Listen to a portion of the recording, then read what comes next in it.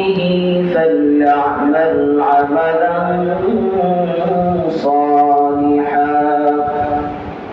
فليعمل عملا صالحا ولا يشرك بعبادة ربه أحدا.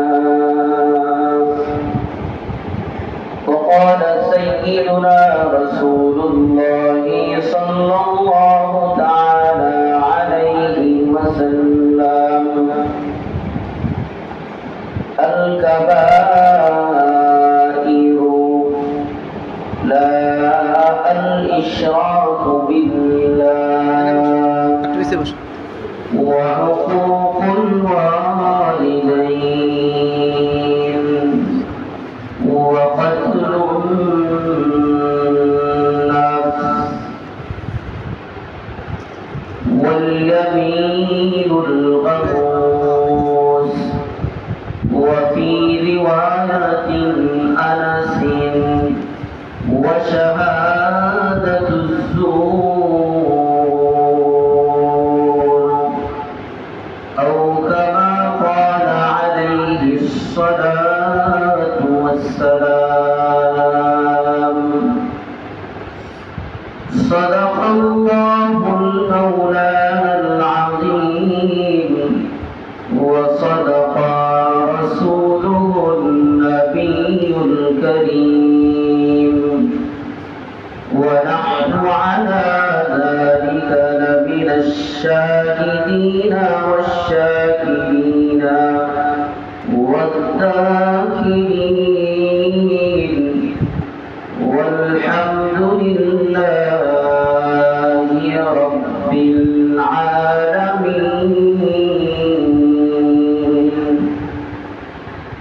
وقال تعالى: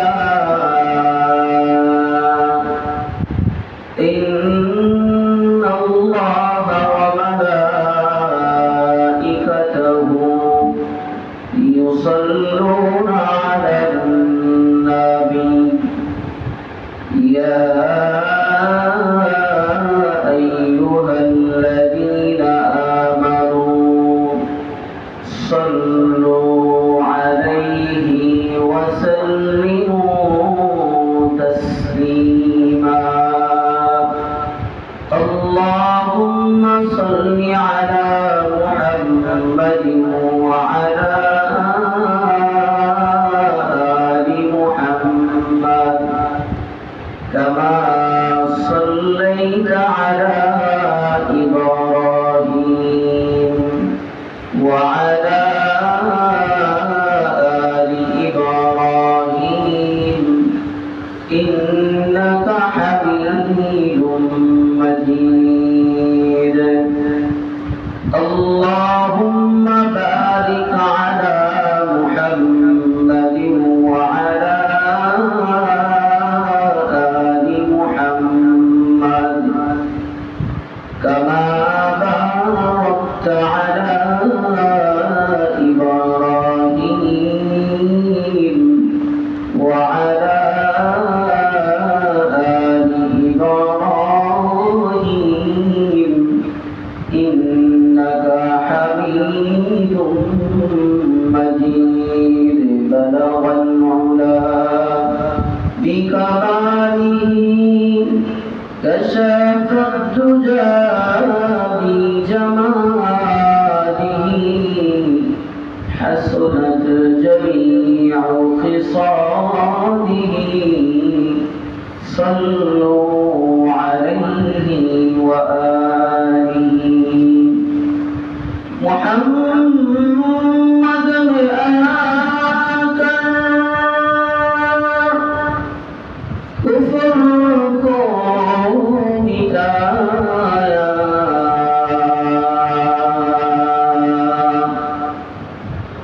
کفر کو مٹا کر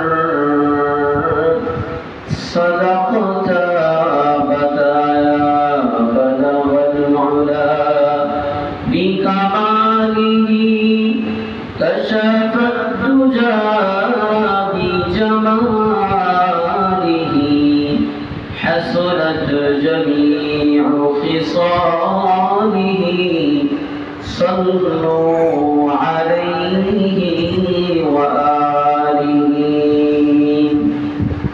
ألا يا ساكن القصر المعلى ستدفن عن قريب في التراب له ملك ينادي كل يوم بدون الموت وبلول الخراب قليل عمرنا في دهر الدنيا ومرجعنا إلى بيت التراب لا إله إلا الله لا إله إلا الله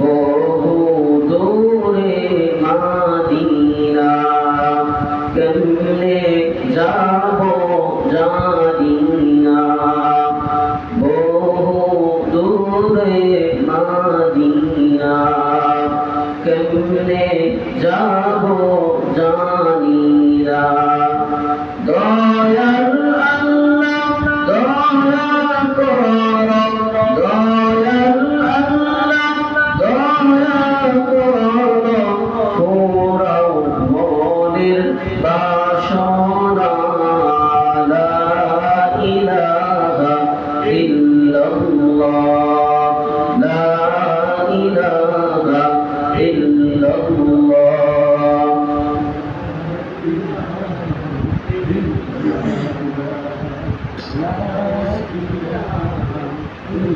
لا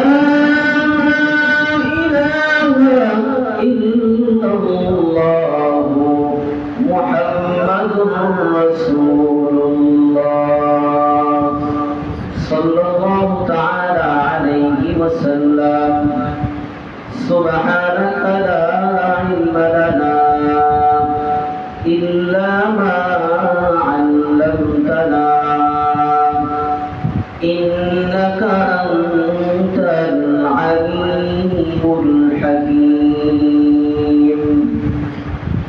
ربي زدني علما ربي زدني علما ربي زدني علما ربي اشرح لي صدري ويسر لي أمري واحلل عقدة من لساني يفقه قولي الحمد لله আল্লাহ তাআলার দরবারে লাখো কোটি শুকরিয়া যে আল্লাহ রাব্বুল আলামিন আমাদেরকে পবিত্র জুমার নামাজ আদায় করার জন্য মসজিদে উপস্থিত হওয়ার তৌফিক দান করেছেন। এই জন্য মহান আলী সাহেবের দরবারে শুকরগুজার হই, সকলেই বলি আলহামদুলিল্লাহ। আজ আমরা একটা গুরুত্বপূর্ণ বিষয় নিয়ে মুযাকারা করব। সে বিষয়টার নাম হলো শিরিক। শিরিক এতটাই ভয়াবহতা, শিরিক নামক অপরাধ এতটাই অন্যায় যা করলে আল্লাহ তাআলা জীবনে কোনোদিন মাফ করবে না। সে বিষয়টা নিয়ে আজ আমরা মুযাকারা করব। মুহতারাম হাজিরিন, আমি খুতবার মাঝে যে আয়াতে কারিমা তিলাওয়াত করলাম, আল্লাহ তাআলা এই আয়াতের মাঝে বলেন, ফামান কানা ইয়ারজু লিকা রাব্বিহি فليعمل عملا صالحا ولا يشرك بعبادة ربه أحدا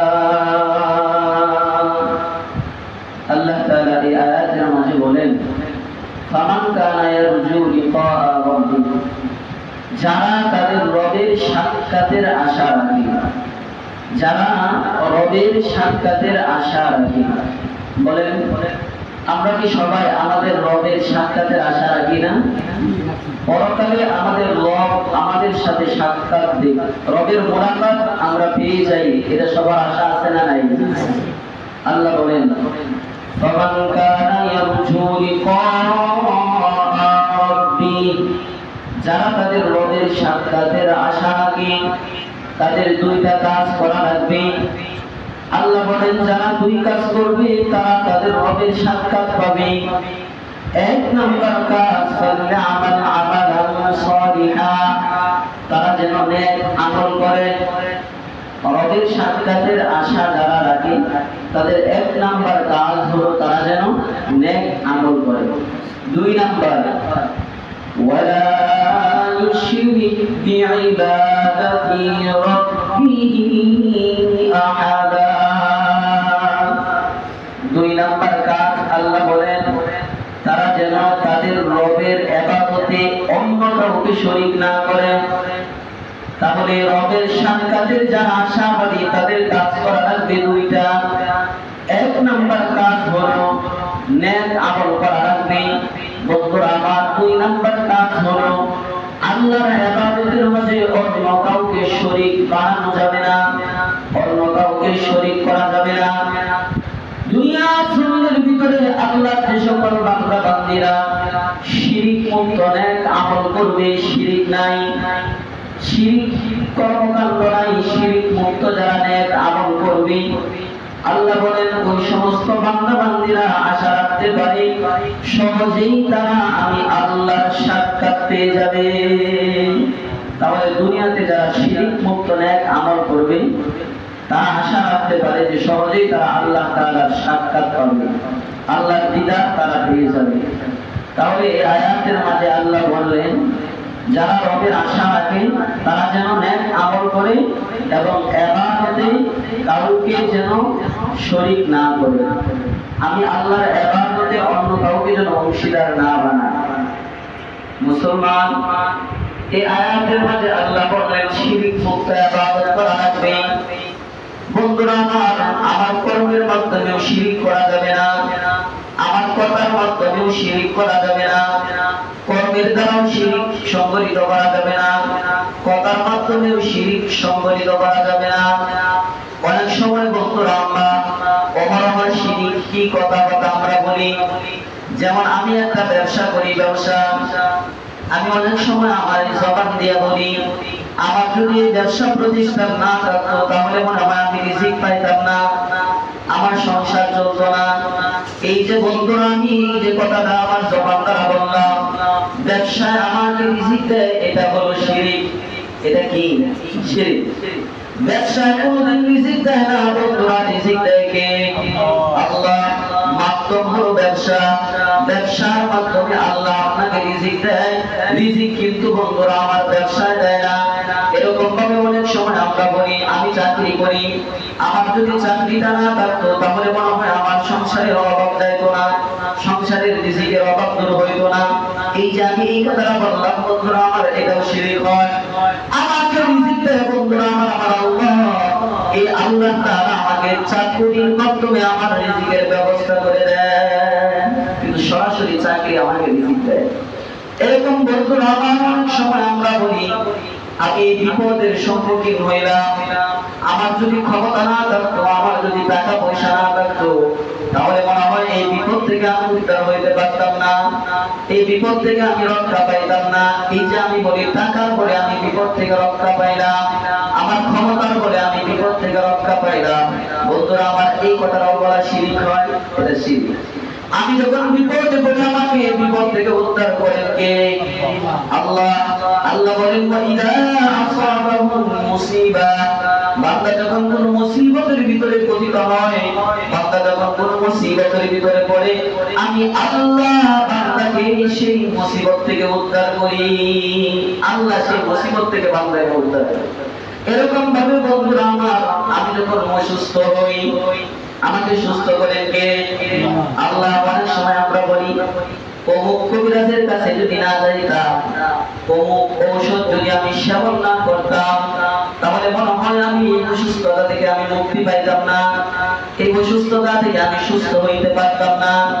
এই যে বন্ধু আমার ধারণা হলো অমুক কবিরাজ আমাকে সুস্থ করলো, আমার ধারণা হলো অমুক অসুস্থতা আমাকে সুস্থ করলো, এই যে বন্ধুরা আমি এই যে এমন ধারণা করলাম, এমন ধারণা করাটা আমার শিরিক হয়ে গেল, শিরিক করলাম। অসুস্থতা কোনদিন বন্ধু অসুস্থ ঔষধ আমাকে সুস্থ করে নাই, আমাকে সুস্থ করেছেন কে? আল্লাহ। আল্লাহ নিজে বলেন ইদা মারিতু ফাহুয়া ইয়াশফিন, আমি যখন অসুস্থ হই তখন আল্লাহ আমাকে সুস্থ করে। তাহলে বন্ধু কোনদিন কথার দ্বারা শিরিক করা যাবে না, কথাবার্তায় শিরিকি কর্মকাণ্ড করা যাবে না, আমার কর্মের মাধ্যমে শিরিক করা যাবে না। যেমন বন্ধুরা আমি অনেক সময় আমরা কি করি, যেমন কারো যদি কোনো সন্তান না হয়, সন্তান না হয় অনেক সময় আমরা বিভিন্ন মাজারে দৌড়াই, যাই না? বিভিন্ন মাজারে যাই, বিভিন্ন বাবার কাছে যাই, বিভিন্ন পীরের কাছে যাই, গিয়া বলি বাবা আমার সন্তান নাই। মাজার ওয়ালাকে গিয়া বলি মাজার বাবা আমার সন্তান নাই। আচ্ছা বলেন তো দেখি, মাজার ওয়ালা কি আপনাকে সন্তান দিতে পারবে? এই মাতার ওয়ালা কি সন্তান দেওয়ার মানে? কোন বাবা কি সন্তান দেওয়ার মানে? কোন পীর কি সন্তান দেওয়ার মানে? কোন আল্লাহ ওয়ালা কি সন্তান দেওয়ার মানে? সন্তান দেওয়ার মালিক হলেন একমাত্র কে? আল্লাহ। আল্লাহ ব্যতীত দুনিয়াতে কেউ সন্তান দিতে পারে না। আল্লাহ তাআলা নিজে কোরআনের ভিতরে বলেন লিল্লাহি মুলকুস সামাওয়াতি ওয়াল আরদ। আল্লাহ বলেন দুনিয়ার মানুষে এই যে একটা আসমান তোমরা দেখো, এরকম আসমান কিন্তু একটা না, সাতটা আসমান।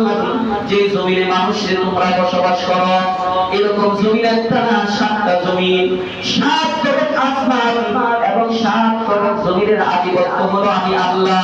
কি বলেন? জমিনের আধিপত্য আল্লাহ, জমিনের আধিপত্য আল্লাহ, আসমানের আধিপত্য আল্লাহ। আল্লাহ বলেন সাত তরফ আসমান, সাত তরফ জমিনের মালিক হলাম আমি আল্লাহ। এবার আল্লাহ বলেন ইয়াখলুকু মা ইয়াশা, আমি আল্লাহ যা ইচ্ছা করি আমি আল্লাহ তাই সৃষ্টি করি, আমি আল্লাহ যা ইচ্ছা করি আমি আল্লাহ তাই সৃষ্টি করি। ইয়াহাবু লিমান ইয়াশাউ ইনাসা ওয়া ইয়াহাবু লিমান ইয়াশাউ যুকুর। আল্লাহ বলেন দুনিয়ার মানুষে আমি আল্লাহ যাকে ইচ্ছা করি তাকে ছেলে সন্তান দান করি, আমি আল্লাহ যাকে চাই তাকে ছেলে সন্তান দেই, আমি আল্লাহ যাকে চাই তাকে কন্যা সন্তান দেই। আমি আল্লাহ যাকে চাই তাকে ছেলেও দেই না, মেয়েও দেই না, আমি আল্লাহ তাকে বান্দা বানাই। তাহলে বন্ধুরা আমার বলেন তো সন্তান দেওয়ার মালিক কে? আল্লাহ। আল্লাহ ছেলে দেন, আল্লাহ মেয়ে দেন, আল্লাহ তারা ছেলে মেয়ে উভয়টাই দেন। আবার আল্লাহ তারা ছেলেও দেয় না, মেয়েও দেয় না, আল্লাহ তাকে বান্দা বানায়। এজন্য বন্ধুরা আমার কোনদিন মনে রাখবেন কোন মাজারওয়ালা সন্তান দেওয়ার মালিক না, কোন পীর সন্তান দেওয়ার মালিক না। কোন মাজারে গিয়ে যদি আপনি সন্তান কামনা করেন তাহলে শিরিক করলেন, কোন দরবারে গিয়ে যদি আপনি সন্তান কামনা করলেন তাহলে শিরিক করলেন, কোন কবিরাজের কাছে গিয়ে যদি সন্তান কামনা করেন তাহলে আপনি এটা শিরিক করলেন, কোন আল্লাহর কাছে কেউ যদি সন্তান কামনা করেন এটা শিরিক করলেন। এই বন্ধু দুনিয়াতে কোন মানুষ সন্তান দেওয়ার মালিক না, একমাত্র সন্তান দেওয়ার মালিক হলো কে? আল্লাহ। আল্লাহ ছাড়া কেউ সন্তান দিতে পারে না, একমাত্র সন্তান দেয় কে? আল্লাহ। যাদের সন্তান হয় না, সন্তান নাই, তারা আল্লাহর কাছে একটা দোয়া করবেন বেশি বেশি করে, রব্বি হাবলি মিনাস সালিহিন। যে দোয়া আমাদের জাতির পিতা ইব্রাহিম আলাইহিস সালাম আল্লাহর দরবারে করেছিলেন। আমাদের জাতির পিতা ইব্রাহিম আলাইহিস সালাম আল্লাহর দরবারে দোয়া করলেন, আল্লাহ আমাকে আপনি একটা নেককার একটা সন্তান দান করেন, নেককার। আল্লাহ তাআলা 80 বছর বয়সের মাঝে ইব্রাহিম আলাইহিস সালামের দোয়া আল্লাহ কবুল করে আল্লাহ ইব্রাহিম আলাইহিস সালামকে সন্তান দিয়েছে। তাহলে সেই আল্লাহ কি পরিবর্তন হয়েছে না? এখন আছে। ইব্রাহিম আলাইহিস সালামকে যে আল্লাহ সন্তান দিলেন সে আল্লাহ আছে না নাই? আছে। তাহলে আমি আর আপনার যাতে আমাদের যাদের সন্তান নাই, আমাদের যাদের সন্তান হয় না, আমরাও যদি আল্লাহর কাছে সেভাবে আহ্বান করতে পারি, আল্লাহর কাছে দোয়া করতে পারি ইব্রাহিম আলাইহিস সালামের মতো, তাহলে আল্লাহ আমাদেরকে সন্তানের ব্যবস্থা করে দিবেন, আল্লাহ দিবেন। এজন্য কোনদিন কোন বাবার কাছে গিয়ে সন্তান চাইবো না, কোন মাজারে গিয়ে সন্তান চাইবো না, কোন কবিরাজের কাছে গিয়ে সন্তান চাইবো না। সন্তান কামনা করবো একমাত্র কার কাছে? আল্লাহর কাছে। একটু আমার দিয়ে বলেন, বাবা কার কাছে চাইবো? আল্লাহর কাছে। আল্লাহর কাছে চাইবো। এবার বলেন, আমরা সেজদা দেই কাকে খুশি করার জন্য? আল্লাহকে খুশি করার জন্য। এই যে আমরা মসজিদে আসলাম জুমার নামাজ আদায় করার জন্য, এই জুমার নামাজে আমরা যে সেজদা করে দিব কার জন্য? আল্লাহর জন্য। আল্লাহর জন্য, আল্লাহকে খুশি করার জন্য আমরা সেজদা দেই, সেজদা দিব। কি বলেন ঠিক কিনা? এই বন্ধু যারা মাজারে গিয়া মাজারের ভিতরে সেজদা দেয়, তারা কাকে খুশি করার জন্য দেয়? এই যে মাজারওয়ালাকে খুশি করার জন্য, তাই না? এই বাবাকে খুশি করার জন্য সেজদা দেয়, কি বলেন তাই না? মাজারে গিয়ে যারা সেজদা দেয়, বাবাকে খুশি করার জন্য সেজদা দেয়, মাজারওয়ালাকে খুশি করার জন্য সেজদা দেয়। এই বন্ধু একদিক দিয়ে আপনি আল্লাহকে খুশি করার জন্য আল্লাহর জন্য সেজদা করলেন, আরেক দিক দিয়ে আপনি মাজারে গিয়ে মাজারওয়ালাকে খুশি করার জন্য সেজদা করলেন, বাবাকে খুশি করার জন্য আপনি সেজদা করলেন। এটা বন্ধুরা আমার কর্মের মাধ্যমে আপনি শিরক করলেন, যে আপনি সেজদার মধ্যে অংশীদার সাব্যস্ত করলেন। একদিক দিয়ে আল্লাহকে সেজদা দিলেন, আরেক দিক দিয়ে বন্ধুরা আমার মাজারওয়ালাকে সেজদা দিলেন। এই যে সেজদার মাঝে আপনি অংশীদার বানাইলেন, এটা শিরক করলেন। এটা কি করলেন? শিরক। তাহলে বন্ধুরা আমার শিরকি কোনো কথাবার্তা মুখে বলা যাবে না, শিরকি কোনো কর্মকাণ্ড করা যাবে না। আল্লাহ আমাদের হেফাজত করুন। এবার আসেন বন্ধুরা আমার, শিরকের ব্যাপারে আমরা কয়েকটা কথা জানবো।